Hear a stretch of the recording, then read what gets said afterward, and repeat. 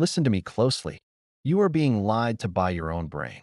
Every day, you have a choice. You can react to the world, or you can control your internal world. And the first, most dangerous surrender is the complaint. We are going to dismantle the myth that you need to get things off your chest. The secret power of the most successful people isn't that they have fewer problems. It's that they have mastered the art of letting their problems die in silence. 98% of people believe that complaining is a healthy way to vent stress and connect with others. But let me open your eyes, my friend. The truth is, the person who rarely complains isn't stoic or bottling things up. They are operating at a far superior level of emotional efficiency. It is the clearest sign of a high-functioning mind. You know what I see everywhere? All these self-help gurus telling you to express your feelings, to let it out, repeating the same garbage. Venting is vital for mental health. They package weakness as strength. They sell you this idea that somehow turning your feelings into public noise is maturity. I read this and I think, damn, have these people ever actually achieved anything of substance? Or are they just selling an excuse for people to be perpetually stuck? We are talking about momentum. The constant complainer bleeds their energy into their problems. The silent achiever reserves that energy for solutions. The psychological anchor here is neuroplasticity and the reticular activation system, RAS. This is the key scientific metaphor. The RAS is the gatekeeper in your brain. It filters the billions of pieces of sensory data and only lets in what it thinks is important.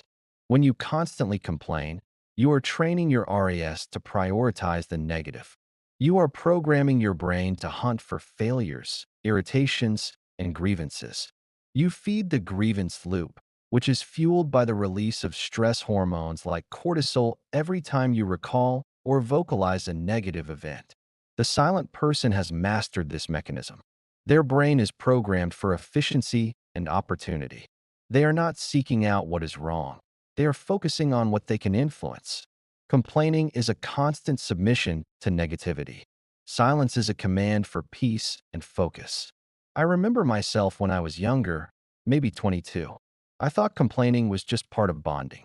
I'd grab a beer with friends, and we'd spend an hour meticulously dissecting how terrible our bosses were, how bad the city traffic was, and how the world was generally unfair. It felt good in the moment, a shared pity party. I immediately thought this was normal. This is how men connected.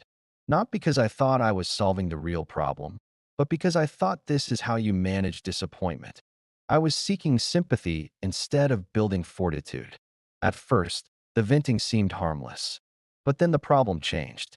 I became addicted to the emotional reward of shared suffering. I started looking for reasons to complain to participate in the conversation. I had trained myself, like Pavlov with his dogs, that vocalizing grievance equals receiving attention/connection. I had traded functional problem solving for cheap, emotional validation. I discovered the truth completely by accident while working with a mentor, a man who had built a massive enterprise from nothing. One day, a huge shipment was late, risking millions. The entire team was in a panic, yelling, blaming, and complaining about the port delays. My mentor just looked at me in the chaotic room and simply said, "Stop the noise." Complaining about the delay is an emotional luxury we cannot afford.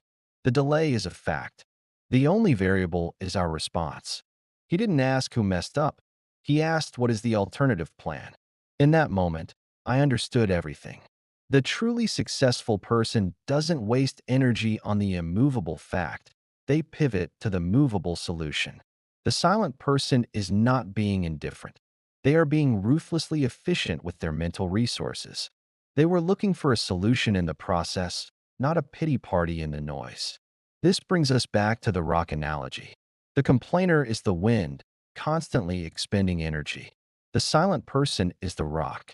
They don't react to every gust of disappointment. They show their environment. Your minor failures do not destroy me. They do not slow me down.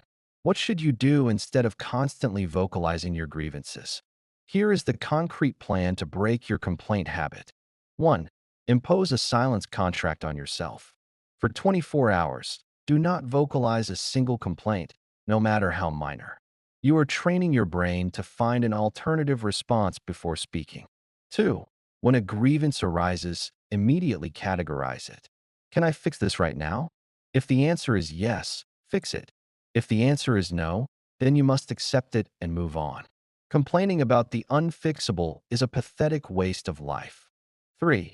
Every time you feel the urge to complain, redirect that mental energy toward a creative task. Work on your business, clean your apartment, or plan a trip. You are using the tension as fuel. You are demonstrating responsibility, not graveling to your frustration. 4. When you stop feeding the grievance loop, one of two things will happen. Either your mental clarity and focus will skyrocket, making you more effective and attracting better people, or you will realize that some of your relationships were only built on shared misery. In both cases, you win. Now, moving forward. The ability to rarely complain isn't about being silent. It's about being mentally wealthy. It is the ultimate sign that you are centered, your priorities are set, and your energy is dedicated to building, not broadcasting. Stop asking for a voice. Start demanding self-mastery. When something goes wrong in your life, do you immediately seek sympathy and vent your frustration? Or do you immediately pivot to silence and focus on a solution? Tell us your thoughts and experiences in the comments below. I know most people will just close this video right now and continue polluting their lives with unnecessary noise.